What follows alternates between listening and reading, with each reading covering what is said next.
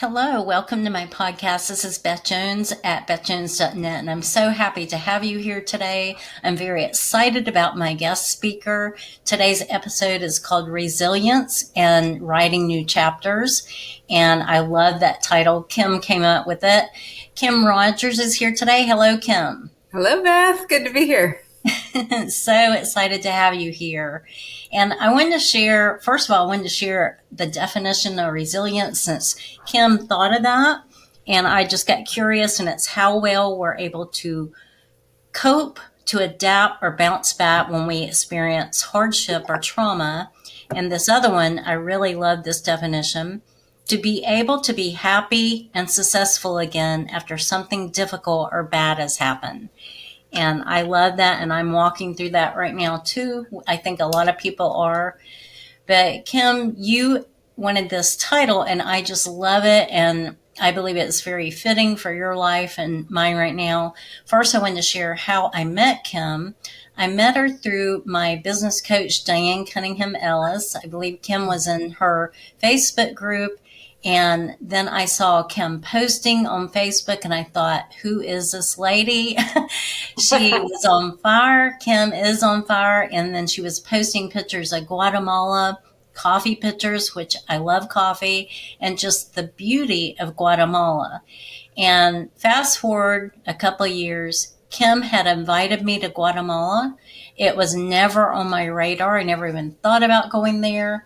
Since this is video today, I want to show y'all a couple of pictures that I got there. Here's me and Kim in Our Guatemala. first day together. I love that. And her and my Spanish teacher lives there. Or at least she did. So pretty. Beautiful Yeah. picture. Yes.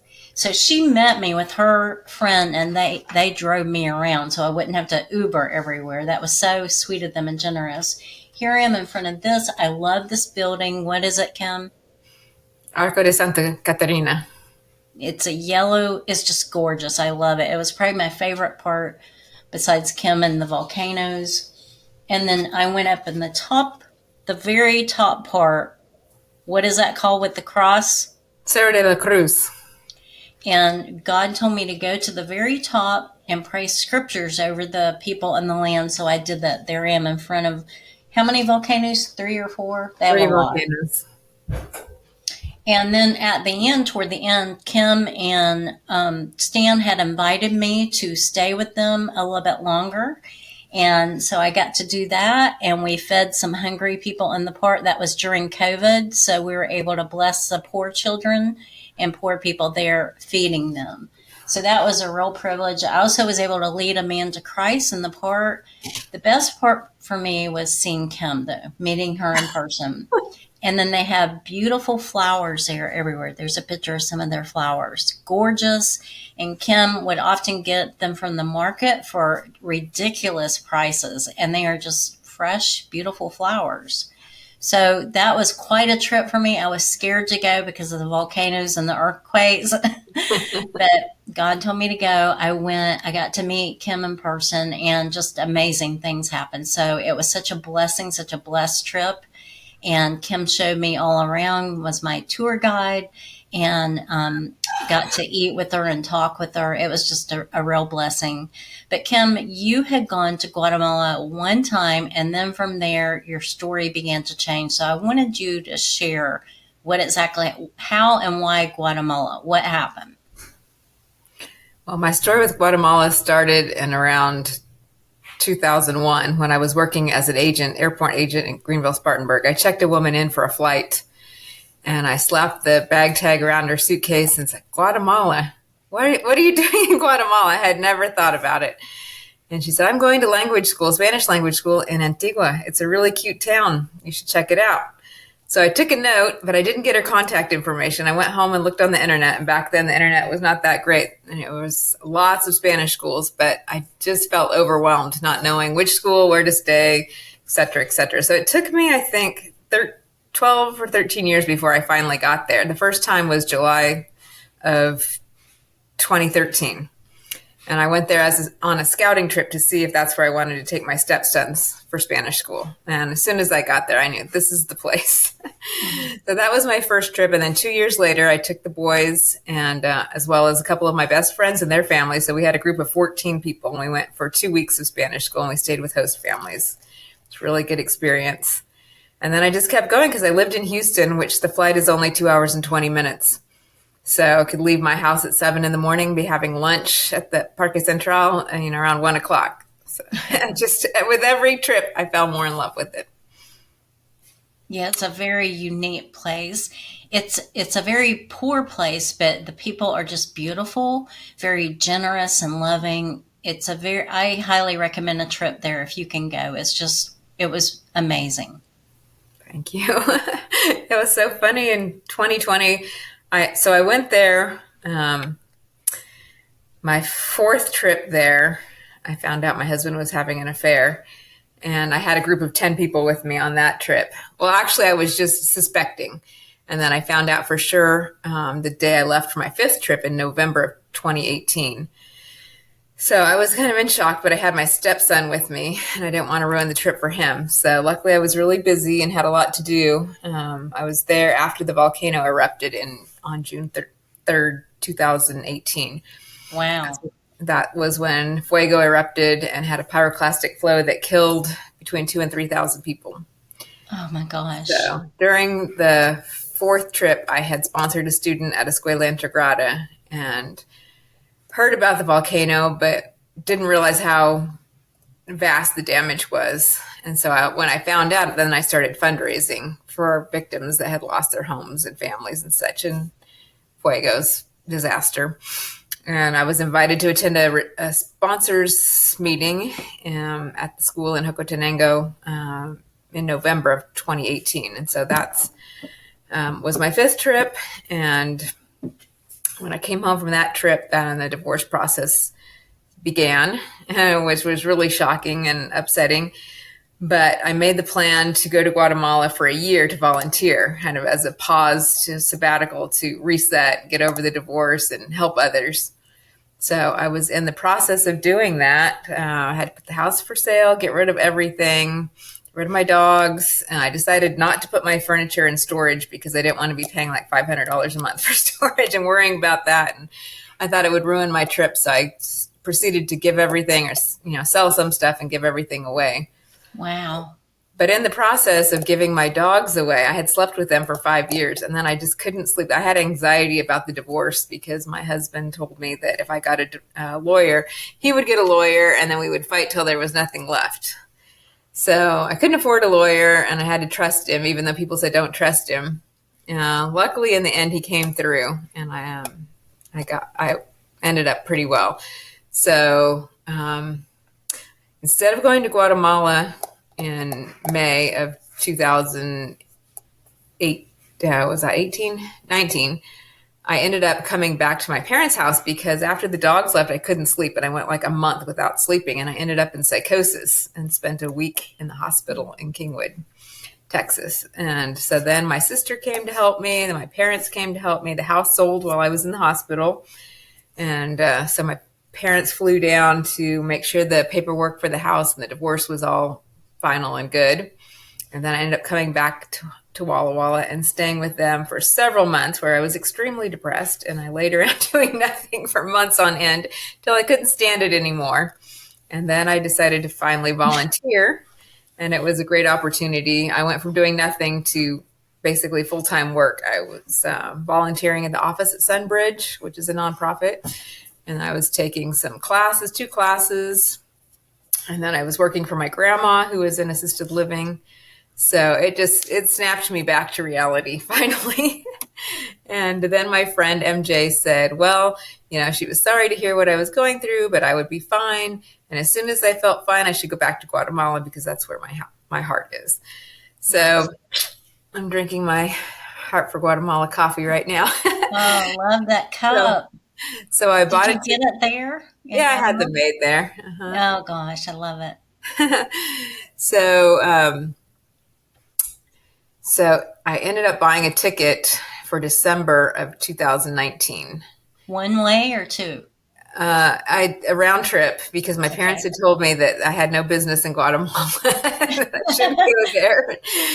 But I said, okay, I'm going to take one more vacation before I settle down. But I had bought a car, and my plan was to go to Guatemala for 10 weeks and then come back and buy a house and just get started with a real job. But I like to do things very decisively. When I I got love down there, that. But I was so happy that on the seventh day I woke up and I realized I have enough money in my checking account. I could buy a house today. And I think that's what I'm going to do. wow. So I called Jorge, my real estate friend. I had already done 2 real estate tours with him. So I knew the area. I knew the price ranges. I knew where the school was that I wanted to volunteer. So I told him Hocotenango. I told him what my budget was. And he said, okay, let me see what I can do. And he made some calls and called me back and said, okay, I can only find one, but it's in Bay Vista, which is an exclusive condominium. And it's right at your budget and it's fully furnished. So let's go look. So we went and looked, and I had already been there before, so I knew it was amazing. And I liked it, and I walked through and I said, okay, I'll buy it. Is that the one I came Yeah. to? Y'all, this house is so gorgeous. I fell in love with it too. I loved it. They have, is it called a terrace or patio upstairs by the bedroom? Terraza. A lot of those have those there, and you can see the flowers and the volcanoes in the distance, a cobblestone street. It is gorgeous. I loved her house. It was so beautiful. Yeah. So I did Fully that. furnished. Fully Yeah, I furnished. did. I did that in December, mid-December. Well, right before Christmas, actually. And I had been there just a week, and a month later, I moved in. So you have to pay cash for houses if you're a foreigner in Guatemala, but it's pretty easy if you got the cash. And Okay, say that again. You have to pay cash. you have to What? pay cash if you buy a house in Guatemala. Why is that? Well, you have to be a resident in order to get a loan. Okay. Makes So sense. if you don't have cash and you have property in the U.S., you could take a line of credit and pull the cash out and do it that way. But I had cash from my divorce, so Jorge.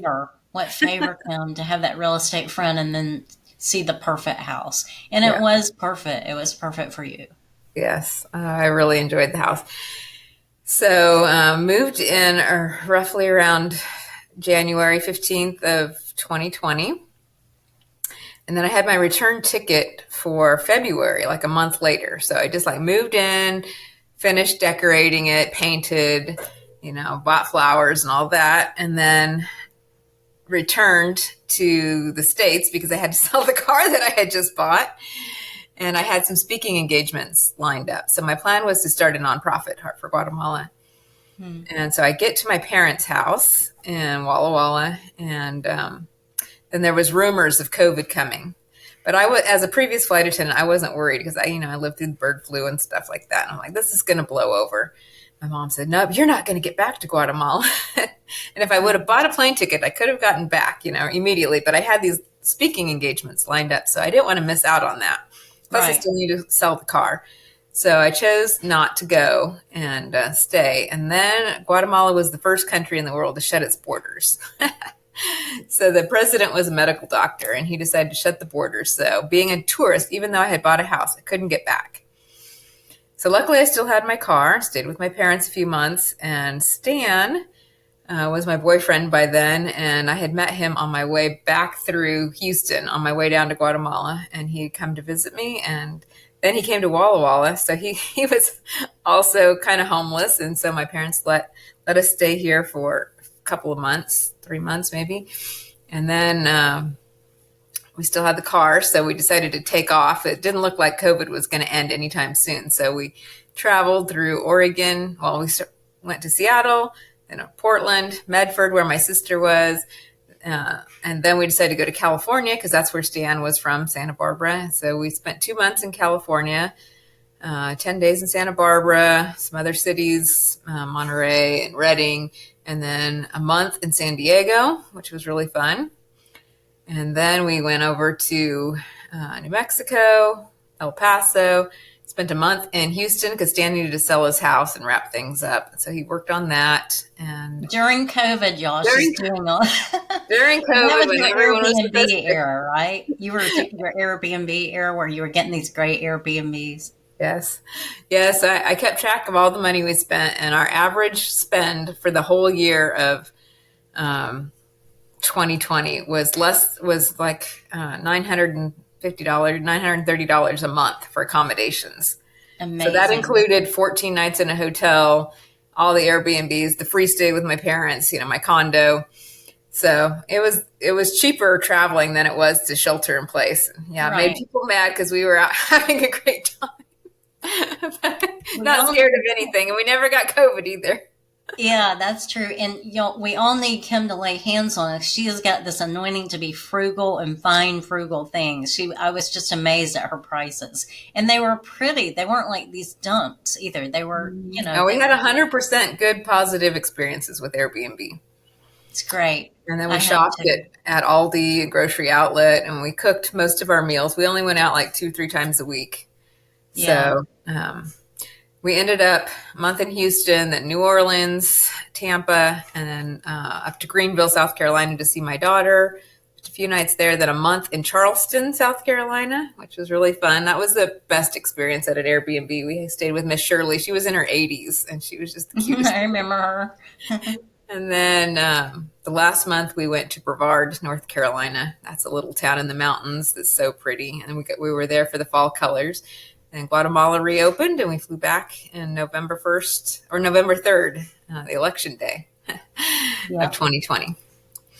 So then we were in Guatemala for, from 2020. And I stayed there until last spring. We traveled quite a bit within Guatemala, had really good times. Then Stan took me on a group trip to Israel in 2022, February of 2022, and proposed to me at the Church of the First Miracle where Jesus turned water into wine. I remember. Yeah. So we got engaged, and then I was not excited about planning the wedding. I was dragging my feet, worried about finances, but people kept, pressuring me. Stan, the romantic one, wanted a wedding in the ruins, so he kept dragging. I came right before you got married. You were in the States still. I came into Guatemala, and you flew back in, and you met me there. So I don't know. Right. I think that was it was during the pandemic. November of 2020. Yeah. Mm-hmm. Yeah, you beat me there by a day or two. Stayed at the Airbnb. Beautiful Airbnb. Beautiful. I loved it. Yes. So we started planning the wedding in 6 months out. So I picked the date February 1st because it was cheap airfare from Houston, and that's where our friends are. Most of our friends are from Houston. So we know so many people. I knew it was going to be big. We planned for 200 people. Invited probably 350 to 400, and yes, we got right to 200. Wow. 70 people flew in from the States, Canada, and Chile. That's amazing. People flying in. Wow. Yes. With the help of Chelsea Glass and Hard Travel, they put together a week-long itinerary of activities and dinners from Sunday to Sunday. And everybody who came had a good time. There was no disasters. I was most worried about people, losing their passport or tripping on the cobblestones or something like that. But nothing bad happened. That is true. Because the streets are cobblestone. Kim walks so fast. I brought sneakers, but those cobblestones you can actually trip over. So do be careful doing that. But the streets are beautiful. They are of cobblestone. And I wanted to go to the wedding too. I wasn't able to, but it looked beautiful from her pictures. Yeah. So 3 months into the wedding planning, I was looking for an opportunity to make money because I was running my nonprofit, which I started in 2020, but I just was having a hard time taking a salary for the work that I did. And this is for the street children and women, right?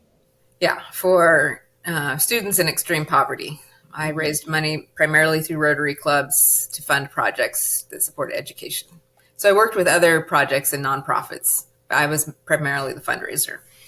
But I just didn't feel right for me to get up and do a speech and say, I'm funding these projects for children in extreme poverty, but I got to pay myself first. So I got a little bit disillusioned with nonprofit work because I didn't realize when I started there was like 15,000 nonprofits in Guatemala and thousands of missionaries, all basically doing the same things, using the same ideas that I thought were unique to me. I was very naive. But anyway, there is tons of need, and everybody can make a difference there. So I was looking for an opportunity to make money outside of the nonprofit work. And that Stan was really into real estate. And we knew the people that had rented this house before, and they had run a successful Airbnb there. So we went to look at it, but I'm like, I am not moving in the middle of wedding planning.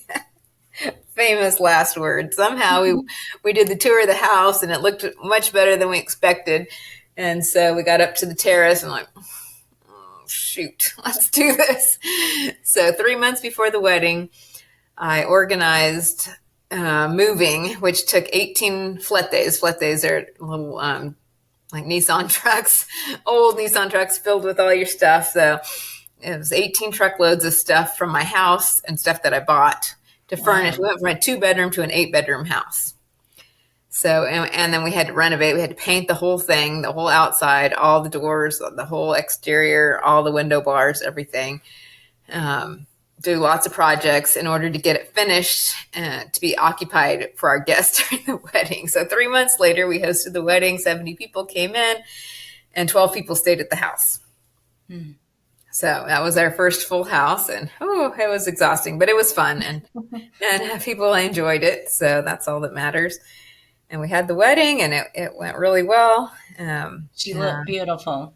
Thank you. I bought my dress at the thrift store for $9. That doesn't surprise me, but yeah, and I found Stan's suit for $25. Well, actually, with the help of Patty, I gave her the money. We went on a trip, and she measured Stan's suit jacket, and she found the perfect suit and the perfect dress, and didn't have to alter anything. So yeah, we saved a lot of money that way. And you said you had different restaurants that y'all dined at during the wedding feast? Mm-hmm. Yeah, first night was Fermentos. The second night was Aqua. The third night we had I think that was a non-rehearsal dinner that we had catered in the ruins. And the wedding. My heart ached to be there. When I was about to leave Guatemala, I told them, I've got to leave now. My Airbnb is my time here is running out. And they're like, she and Stan are like, why do you have to leave? And I said, because I don't have any more money. And my Airbnb is running, the times. And they said, just come stay with us. And that was so generous. And I'd never met them before. So that was so generous and good of them. But the advantage to that, not only did I get to know Kim better and stay at their house and see their beautiful house and everything, but they showed me other things I hadn't seen before, like the one where the ceiling is open. What cathedral is that? The earthquake had. Oh, yeah. That's the main cathedral in Antigua. Mm-hmm. Yeah, and I wanted to see that, and I hadn't seen that yet. So I get to see a lot of the cathedrals and other things I wanted to see, thanks to them, and let me stay longer. So that was such a blessing. But you had a restaurant in one of those, you had dining in one of those? Yeah, the ruins that we got married, we rented actually for 3 nights. So we actually had guests staying. There was 2 houses on the property. So we had another 8 or 10 people staying in those houses. And then the rest of the people that flew in stayed at various Airbnbs and hotels scattered around town. So yeah, people pretty much made their own accommodations except for the ones that stayed with us. So yeah, it worked out really well. And so I was really busy for 6 months and then kind of collapsed afterwards. And this is the part where, y'all, the dream is beginning to shatter. She did this incredible thing where she went down to Guatemala. She had this dream. She actually went down there several times. And she took the leap of faith, and God helped her to do it. She bought a beautiful house. She moved down there, which is incredibly brave, Kim. Most people wouldn't have done that. Well, we can thank Diane Cunningham for that and her Be Brave initiative. You were so brave and courageous. Yeah, Diane's our coach, Diana is so good. That's what she's all about, is brave and courageous. But now the dream is shattering again, but there's still hope. So hang on. So keep sharing, Kim. So I stayed in Walla Walla. Poco a poco, a little bit by little bit, I got better. Luckily, my dad was able to help me get some insurance here. So I was able to see the doctor, therapist, all that stuff. But what really helped me was a lady named Aaliyah. First meeting that we had, she made a to-do list of all the things I needed to do to stay here. And I was like, I'm not staying here. I'm going back to Guatemala. But, a little bit by little, I realized, I guess it's better that I stay here for the time being. Who is this that gave you the to-do list? Her name's Aaliyah. Okay. Aaliyah. A friend. Yeah, I love to-do lists. Yes. So I'm really good at to-do lists. So little bit by little bit, I checked them all off, and I finished the to-do list a few weeks ago. The last things was buy a car, get a job, get a housing plan together. And I've done all those things. I'm really excited about my new car. And I decided, I applied for a lot of jobs, and it turns out that I was too overqualified for all these entry-level jobs that I was applying for. So I decided I'd just have to hire myself. And I've been working on a website, KimDianeRogers.com. And I'm getting back to what I love, which is speaking and writing. And thanks for asking me on today. It was perfect timing. Yes, she's an incredible anointed speaker. She's spoken for Rotary and other many places. I did want to ask you about that. I'm intrigued because I'm a speaker too. How you've got some upcoming speaking engagements, including in another nation. So share about that. But how did you get these speaking gigs? Because all speakers want to know this. Just network or? Yeah, network. Stan dubbed me the ambassador to Antigua and Kim the connector. So I do have a big network. Yeah. And lots of friends all over the world, which I'm really fortunate. So turns out the same friend, MJ Harris, who's now a psychiatrist, she and I were friends from 20 years ago. Actually, we were both exchange students in Chile in 1987, 88. I was in Rancagua and she was in Santiago. We didn't meet there, but we met working at ExpressJet based in Newark, where she was the first officer and I was flight attendant. And people had been telling us, there's a flight attendant, there's a pilot that went to Chile. So we finally got to work together and we bonded over our experiences in Chile. And she started talking immediately, like, we need to go to Chile together. So now 20 years later, now that she's a doctor and she travels for work, and so she has all these miles. So she said, now that I'm better and recovered, let's go to Chile while you're single. Like, let's go. So, we're leaving February 16th, just in a couple of weeks, flying down to Santiago, and we'll spend part of the time in Rancagua and part of the time in Santiago, and maybe go to Viña del Mar. And I'm so excited. So excited. It's going to be a blast. I've been reconnecting with my host family and with my classmates. So it's been really fun. And luckily, I had this time in Guatemala. And so I haven't lost my Spanish. My Spanish is actually as good as it's ever been. Here in Walla Walla, I'm able to use it quite a bit. There's a big Hispanic population, mostly Mexicans, but there's Hispanics from all over here. So I've been going to church at a Spanish service. And, whenever I'm out and about, people are speaking Spanish. So, and my friend does that. Elizabeth Zekra, she goes to a Spanish church and they speak Spanish. But Kim's Spanish is beautiful. It's really, but you took it as a teenager too, right? You started as a teen, is that right? Yeah. I was an exchange student in 1987, Rotary exchange student to Chile. So in Chile, you went to Chile as a teen? Mm-hmm. Yeah, I took a couple years of high school Spanish. Then I went to Chile my junior year, finished up high school Spanish. So I had 4 years and plus my 4 years, including my year abroad in high school. Then I took a year in college. I tested out of the basics and got my minor. And then I didn't really use it because I lived in Hawaii for 6 years. Then I went back to Oregon for 5 years and then to South Carolina. And I worked for the airlines for Continental Express, later known as ExpressJet, flying for Continental and United. I did that for 14 years. And I used my Spanish a little bit, but not like I should have. So going to Guatemala, was a dream because I always wanted to live abroad again. And it's funny that I didn't use my Spanish that much there because Dan didn't speak Spanish, and we hung out with a big group of expats in Antigua. So everybody spoke in English, and even our best Guatemalan friends like Jorge, Emilio, and others, they're all highly educated Guatemalans that spoke English. So I was always upset about my Spanish, not getting any better. I did take some classes, both from Elvia and from Liza, and I highly recommend. Elvia has now graduated from teaching Spanish. She's now a lawyer. She's been going to law school all these years. Wow. So really excited Good for her. So Antigua is known for all its Spanish schools. There's probably about 15 reputable Spanish schools there. And there's some really good ones, and it's such a great value to go to school and stay with a host family. But you can also hire a private teacher and find your own host family, which is what I recommend. That way the money can go direct to the teacher and direct to the accommodations. Mm-hmm. It costs about $10 or $12 an hour for the teacher, and depending on how many hours you use. And you can stay with the family for probably $200 a week.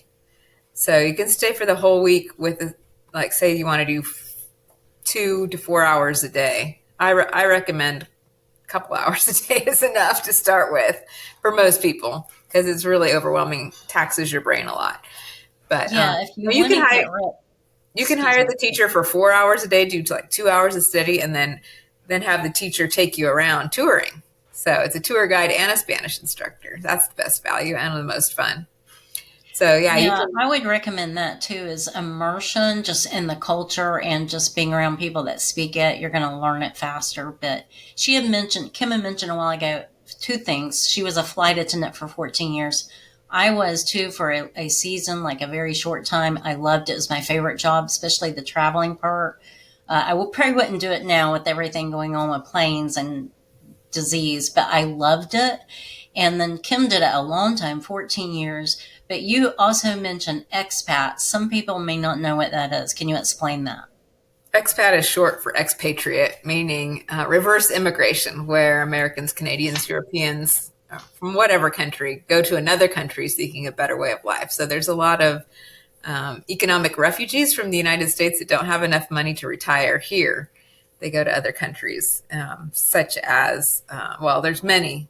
The cheapest are in Asia right now, but Mexico, Ecuador, Guatemala, Costa Rica, those are all famous.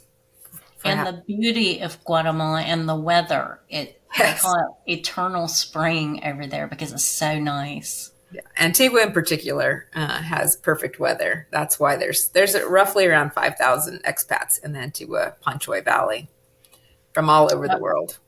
I was amazed at the flowers, the beauty, and the volcanoes. They're terrifying, but there's something mysterious and intriguing about them. And just the marketplaces where you can go get fresh produce for ridiculous prices. Yeah. So cheap. Yeah, inflation. Guatemala's been hit by inflation just like we have here, which is very unfortunate because the minimum wage is so low and many people work far below minimum wage there.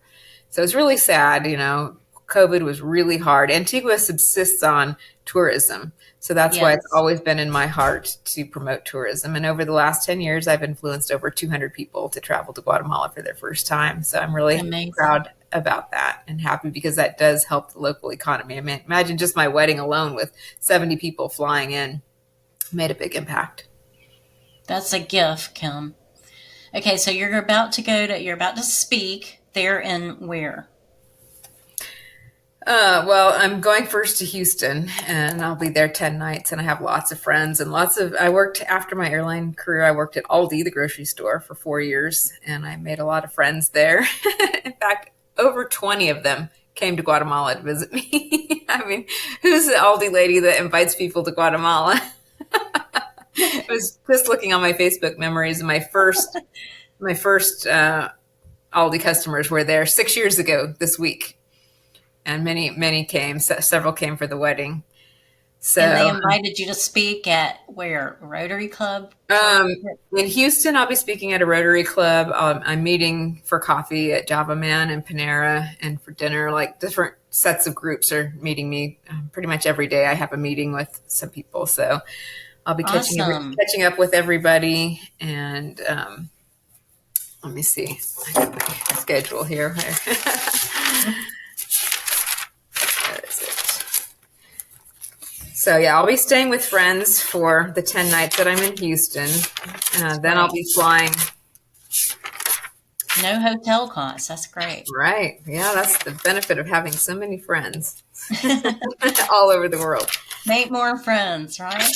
Yes. Let's see here. And then how long will you be in Chile after I'll that? be in Chile almost 2 weeks. Let's see here. My glasses. Okay, so I'll be in Houston the 7th to the 15th. And February 7th to 15th. yeah. So yes, I actually have friends that I've never met in person, but been Facebook friends for years, driving down from College Station to meet me because they're interested in going to Guatemala. They spent a few years in Ecuador, so meeting them, and then two coffees at Java Man, a coffee at Panera, dinner, speaking at Rotary, meeting up with some of my old coworkers from ExpressJet. And then I fly to Santiago on the 16th, Sunday the 16th. February 16th. And you'll be there 2 weeks. Okay. So I'll spend a night in Santiago, and I've got lots of friends in Santiago. Then we'll take the train down to Rancagua. It's only an hour on the train. I'll be staying with my host mother, Rosa, for 4 nights, catching up with family and classmates. And I'm getting in touch with the Rotary Club there because I need to pop in and thank them for the experience that they hosted me 37 years ago.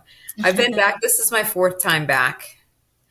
But the last time I was there was 20 years ago. I took my daughter when she was 10 for 3 weeks, and now she's turning 30. So I'm about to be a grandmother for the 4th time. I have one grandson with my stepson, Hagen, and then my daughter has 2, a 4-year-old boy and a 10-month-old girl, and she's pregnant with a number 3 that's due in June. So I hope to see her in May out in Greenville, South Carolina.